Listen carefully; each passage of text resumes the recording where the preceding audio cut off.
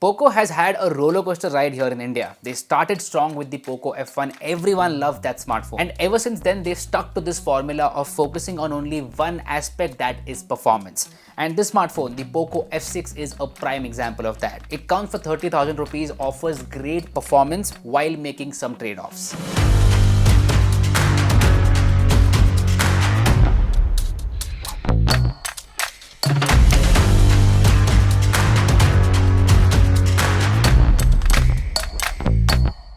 Hey guys, Harsh here and welcome back to Technolobe. Now I've been meaning to make the review of Poco F6 for a couple of days, but I couldn't sit down and write my thoughts about this smartphone in a brief way. It offers really good performance for the price, but then there are smartphones like the Poco X6 Pro, and to add into the confusion, there is the Realme GT60 and the Moto H50 Pro. I mean, this price point of 25 to 30,000 rupees is super competitive right now, and there are a lot of great options, including this one. So I thought let's focus on the Poco F6 first. We will talk about everything that this smartphone has to offer, and towards the end I will tell you about other smartphones as well. So let's go. See, as I said, Poco F6 is a performance-centric smartphone. At the core of it is the Snapdragon 8S Gen 3 processor. Now this is a new one from Qualcomm and offers incredible performance, especially for this price. I mean, smartphones which cost 40-50k are coming with the Snapdragon 8S Gen 3. So the fact that Poco has given that for 30k is incredible. To add to that, there is LPDDR5X RAM and UFS 4.0 storage. Everything combined gives very solid performance to the Poco F6. So if you want to play games like PUBG, COD Mobile, be my guest, you can definitely do that. If you want to use this smartphone for normal work, it will fly through the apps. Things like WhatsApp, Instagram, UPI payments, everything work really smooth on this smartphone. Like, I have not noticed any lags whatsoever. The performance has been fast and smooth. In fact, here are screenshots of Antutu and Geekbench. You can see for yourself that the numbers are promising for the price of this smartphone. But with that being said, I am not a gamer, so if you want to buy this smartphone for gaming, then you should definitely check out a proper gaming review. So a proper gaming review will tell you about the highest settings available, FPS and all those things. So it's pretty clear that performance on Poco F6 is top notch and one of the best out there. But here's where the confusion starts. Poco X6 Pro, which costs 6,000 rupees lesser than this smartphone, offers like 95% of the same performance. In some cases, it is exactly similar to the Poco F6. So this one gives a marginal improvement in terms of performance as compared to the X6 Pro.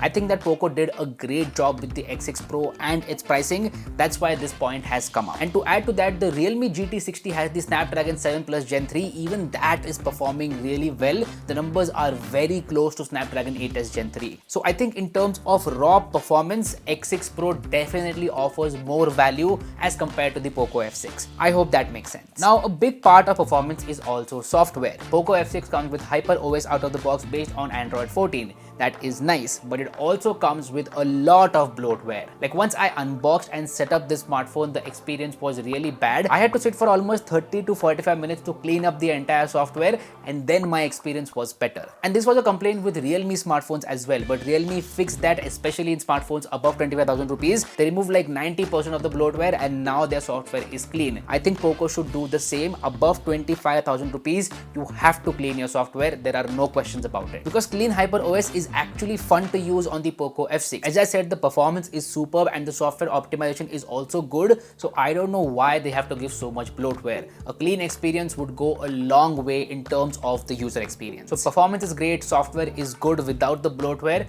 What about the display? Well, the Poco F6 comes with a 120Hz AMOLED flat display. It has a resolution of 1.5K and I love the fact that it is completely flat. There is something about flat displays, man. I love using them, and you can also find screen protectors and tempered glass easily for flat displays. Screen protectors is a nightmare for curved displays. Also, the display panel on this smartphone is great. Awesome viewing angles, good colors, it gets bright enough to view in outdoor sunny conditions. Watching content on Instagram, YouTube, Netflix, everything is fun. And the display has a protection of Corning's Gorilla Glass Victus. They've also given an in-display fingerprint scanner which is fast and accurate. So they have not cut corners in terms of the display. But where they have cut corners is in terms of the cameras. You see, there are two cameras on the rear side, main and ultra wide. They do a good job for the price of this smartphone. The photos are detailed, dynamic range is also good. Shadows and highlights are exposed in the proper way. Colors are a little bit on the saturated side. And white balance is kind of inconsistent. Sometimes it is on point and sometimes it is way pay off. You can click good photos for social media posts with the Poco F6. It will do a fairly decent job for that. You can click good photos with the F6 in different lighting conditions. I would say it's a decent experience overall. Not the best, definitely. Now, portrait mode photos are good with the Poco F6. It does a decent job in terms of edge detection and background blur as well. So overall, I feel that the cameras are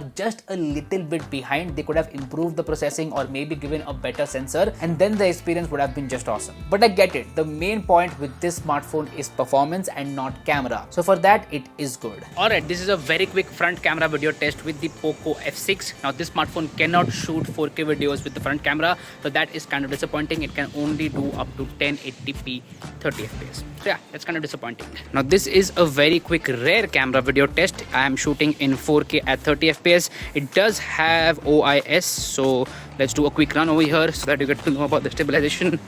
And let's see who's down there. Bunch of cars. So yeah, this is a 4K video sample. Let me know how does it look in the comments section down below.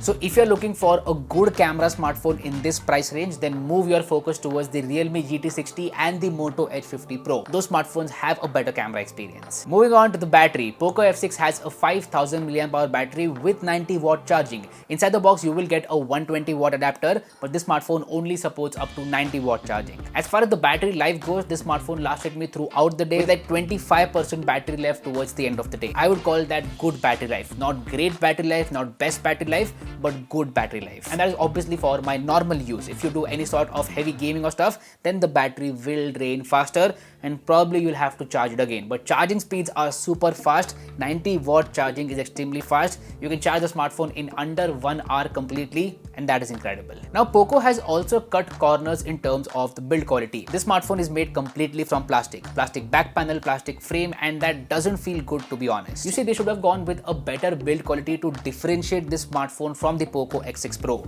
Maybe like a metal frame, vegan leather back panel. That would have been awesome. And you know what else would have been awesome? IP68 rating. This smartphone does not have IP68 rating, and frankly at this price point IP68 is a must now because of a couple of smartphones. And if they would have given IP68 rating, that would have been again a differentiating factor from the Poco X6 Pro and a big reason for people to choose this smartphone. But one thing that I really like is this titanium color. It looks classy. What do you guys feel about this color? Let me know in the comments down below. And yeah, I like the fact that it is matte and not glossy. It doesn't attract a lot of fingerprints and is kind of smooth as well. Now this gets me to the little things. You don't get a headphone jack with the Poco F6. The buttons are clicky and tactile. There is an IR blaster which is super useful. Basically, you can use this smartphone as a remote control for your appliances, TVs, ACs, projectors, and other things. Speakers on this phone are good for the price. There is support for 5G and call quality is good. I've not faced any network issues. So let's conclude. Poco F6 is a performance-centric smartphone with decent cameras and a software which has a lot of bloatware. I honestly feel that Poco should have added some differentiating factors as compared to the Poco X6 Pro. Maybe IP68 rating, better build quality, cleaner software, because then there would be solid reasons to go for this smartphone as opposed to the X6 Pro. So if you want to buy a smartphone for raw performance, I would say go for the X6 Pro,